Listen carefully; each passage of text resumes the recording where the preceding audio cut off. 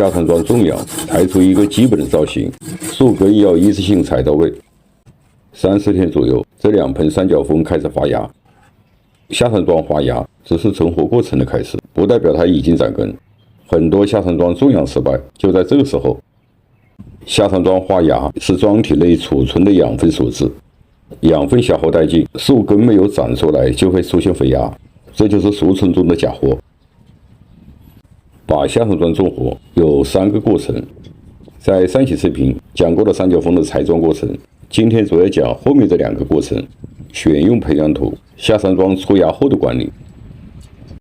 种养下山桩，盆的底口一定要大，排水要通畅。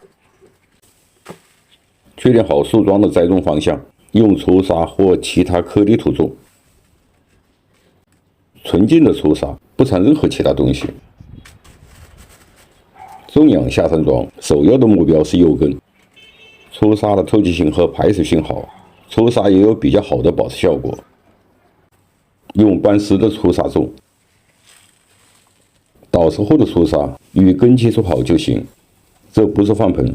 没有须根最好不要浇定根水，把它放在散射阳光下，保持这个状态，干了再补充点水。干燥根深，根的截面愈合组织很容易形成，从而长出须根。种好后把上面铺上一层青苔，在春季基本上不用浇水。像这个桩要诱发出上面长根，用浅盆种养最好采用高围。高围可以增加盆土的透气性，生根比较快。填满粗沙。种养下山桩不要想当然，对树桩了解不透，又是泡水，又是用什么粉的，树桩内储存的养分会很快丧失，这样就会大大降低下山桩的成活力。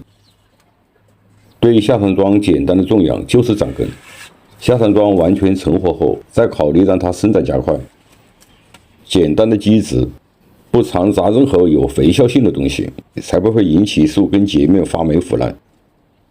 树根都没有生长出来就掺肥，它拿什么吸收？这样种桩不死才怪。什么时候施肥，在后面会提到。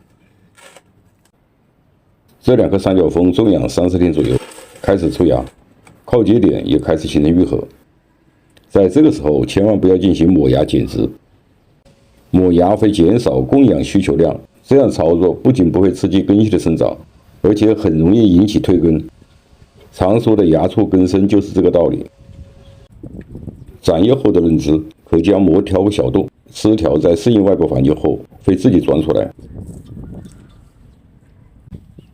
种养40天后，树叶完全形成，根系已经长出来。扒开看看。这是新长出来的根，在这个时候根系十分脆弱，不要随意搬动，以免弄断须根。很多朋友比较关心下山桩在什么时候施肥。下山桩在前半年主要靠自身储存的养分维系生存。树桩在长根期不具备完全的吸收能力，施肥会增加树叶浓度，树叶流动减慢，供氧下降，结果只会出现枯叶烂根。下山桩种养不要急于拆模，锁住桩体水分，才能发出更多的芽，长出更多的须根，是种养下山桩成活的关键。看看这个形成的愈合面，结口愈合是下山桩锁住水分的本能反应，树能做到，我们更要尊重它对生存的选择。我是春秋龙茶，感谢你的收看，下期见。